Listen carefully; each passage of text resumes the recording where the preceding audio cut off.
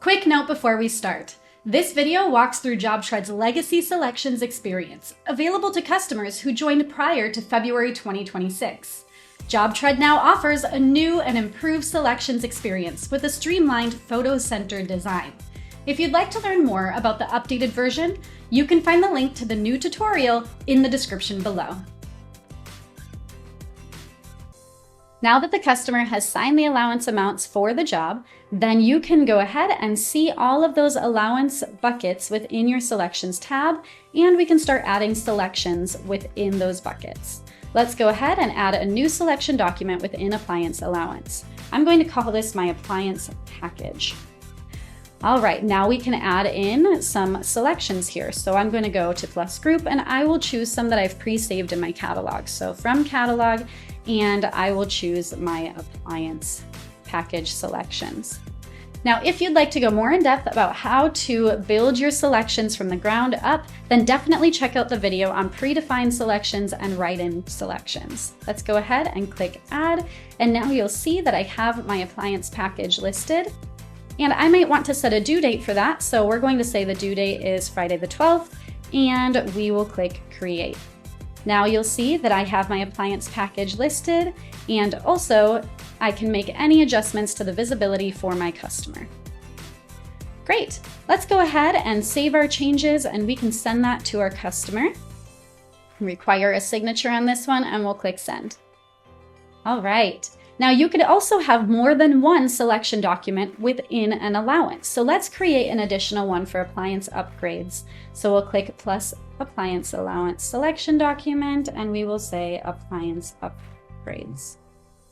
All right, again, I'm going to choose a group that I've already saved in my catalog from catalog, and let's do our appliance upgrade selections. Then we'll click add. Perfect.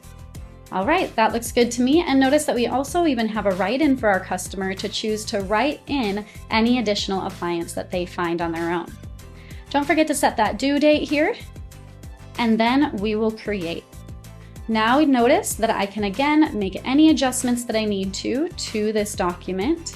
And once I'm ready, we'll save and send it to the customer. Require a signature and send. Perfect.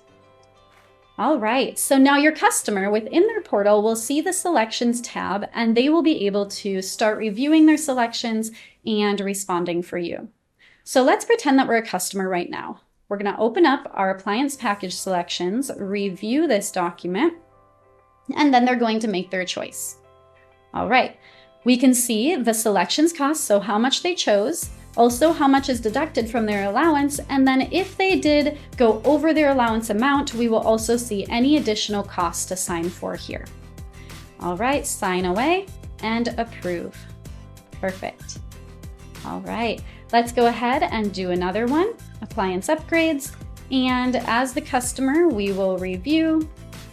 Maybe they want several upgrades here, and again, if they had an overage, then they'll go ahead and see that overage listed here. So as you can see, we have chosen $300 more than our allowance amount. So we will then sign for this. Perfect. All right, so we can collapse that. And you're going to notice that here we have the allowance cost, how much was selected, and any overage is shown in red. Now let's go ahead and look at a couple additional examples. So I'm going to add in an electrical allowance, and this will be maybe for a kitchen island light fixture. So we'll click plus document, and we'll say kitchen island light. And then I'm going to add a write-in item here so that they can go out and source the light that they would like. So I'll add a new item from scratch, and this will be called my kitchen island light fixture.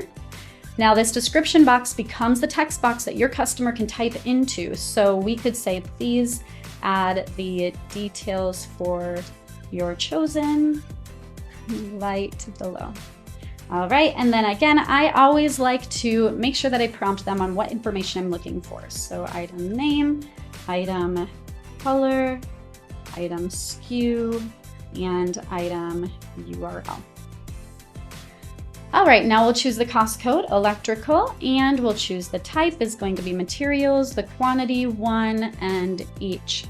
In order to make this a write-in item, we do need to go down to allows customer write-in, and the cost will depend on the customer input. We are going to wait and see what they want before we know how much it will cost, so we want to turn that on. Now you'll see that the total is TBD, and that is what we're aiming for.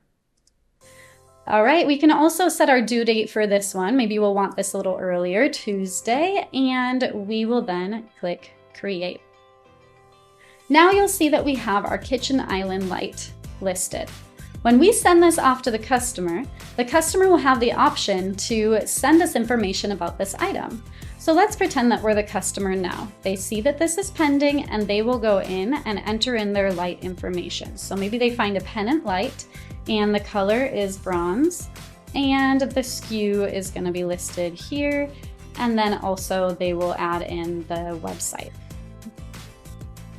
They can also upload any files, photos, and videos to this item so that you know exactly what they're looking for, and then they can submit their selections. Notice that there's not the opportunity for them to add a signature yet because they don't have any final price on this document. So at this time, it becomes a back and forth process. They're going to submit their information to you.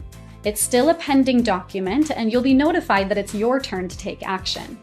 Now you'll pop in here and you'll see, okay, they want a pennant light, this is the information. You'll contact your supplier and then you can click on the TBD option.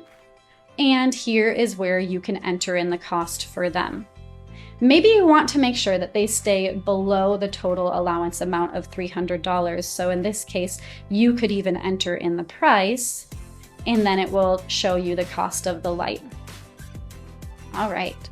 So now we have the selections cost and we've deducted it from the allowance. So at this point, you can then save your changes and send this back to the customer for their final signature. So we can find our customer on the recipient list and click the little paper airplane button to resend the document. All right, send it off. And now your customer will come back into their portal or click the link in their email and they will review this document.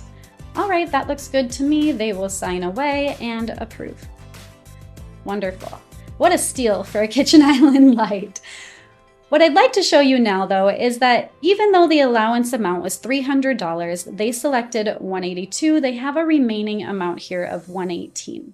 All right, and so this is really important because we may have several allowances that have remaining amounts, and we need to be able to finalize them all and reduce those to zero eventually. Now, if you have any questions about allowances with selections, please contact your success manager or email support@jobtread.com and we will be sure to help you out.